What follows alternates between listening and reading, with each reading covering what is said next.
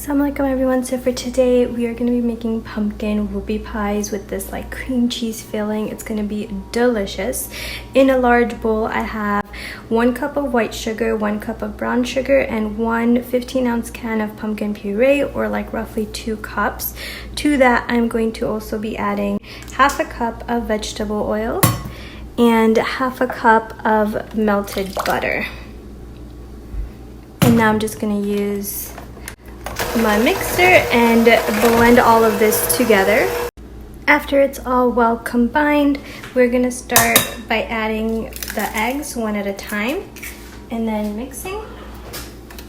And we're gonna be using 2 eggs.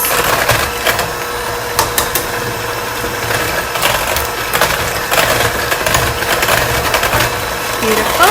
And the last thing to the wet ingredients is 1 teaspoon of vanilla extract. And then you're gonna give it one last mix.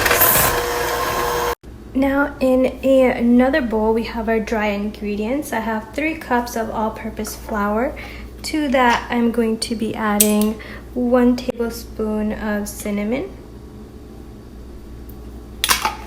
We are going to add 1 teaspoon of baking soda. So that's 1 teaspoon of baking soda, 1 teaspoon of baking powder,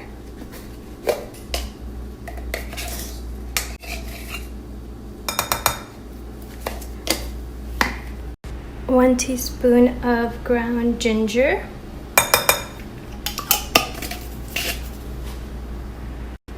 half a teaspoon of salt. We're going to use half a teaspoon of nutmeg. I have some fresh nutmeg that I'm going to grate, but you can always just use the ground nutmeg. And I'm using my microplane. It's the best grater that I've found. I've tried a lot. So about like half a teaspoon of nutmeg. And the last ingredients for our dry ingredients is 1/4 of a teaspoon of ground cloves. Now we're just going to whisk all of this together so the spices are incorporated with the flour. Now we're going to slowly mix the dry ingredients into our wet ingredients, and you want to incorporate it until it's just combined. So I'm going to do it in batches. You don't want to overmix. Now that it's completely mixed, I have this like large cup and I just put a Ziploc bag on top. If you have a pastry bag, you can use that. And I'm just going to scoop the batter into the Ziploc bag because we're going to use the Ziploc bag to cut the tip off and then make little circles for the whoopie pies. So I'm just going to do this, fill this all up. So we are going to do this in batches. Now that this guy is filled, I have a large baking tray that I just covered with parchment paper. You can just do it straight onto here, but since I'm going to be doing multiple batches and I don't have another baking tray, I can just, once they're out of the oven, lift this off, place another parchment paper, and then bake with this tray again. So we're basically gonna pipe it just like this. So I cut the tip off, and then you're gonna start in the middle of the circle and just go around to make sort of like a 2-inch whoopie pie. You can make mini whoopie pies if you want as well. You can make large ones depending on your preference. And then the end, you just want to taper it off. Now the only thing about making these is you want to make them even. So the batter will be spread out until each whoopie pie has 2, 1 top and 1 bottom. I'm going to continue piping these out.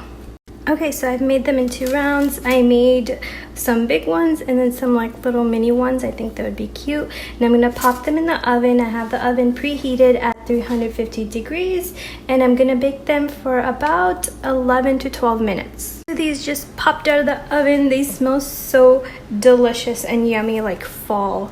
And they're soft and spongy just like a whoopie pie. Now I'm just going to remove these and place it on a wire rack and then get to scooping some more out. So for the filling, I have 1 packet of cream cheese softened to room temperature, as well as 1 stick of butter softened to room temperature. I'm just going to cream both of these together. To this, I'm going to add 1 capful of vanilla extract, a pinch of salt, and a pinch of cinnamon.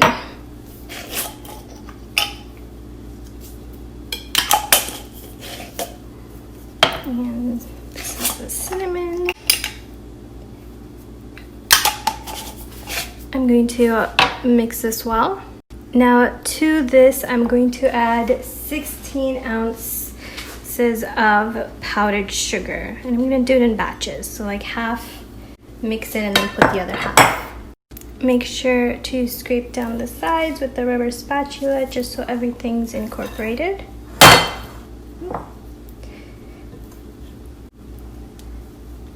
And let me add the rest of this. And then we're going to beat it again.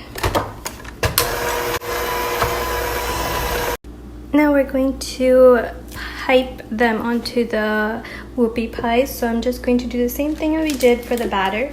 We're going to put the frosting in a large Ziploc bag so we can pipe them pretty neat and clean. If you have a pastry bag, you can do that. And I'm just going to fill this up. Now these are cooled to room temperature, and I flipped half of them because we're going to put the filling and then top them so they make little whoopie pies.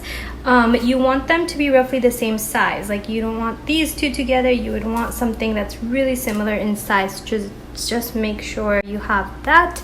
And I'm gonna get my piping bag, and then I'm going to cut the tip off, and then pipe them on the ones that are turned upside down.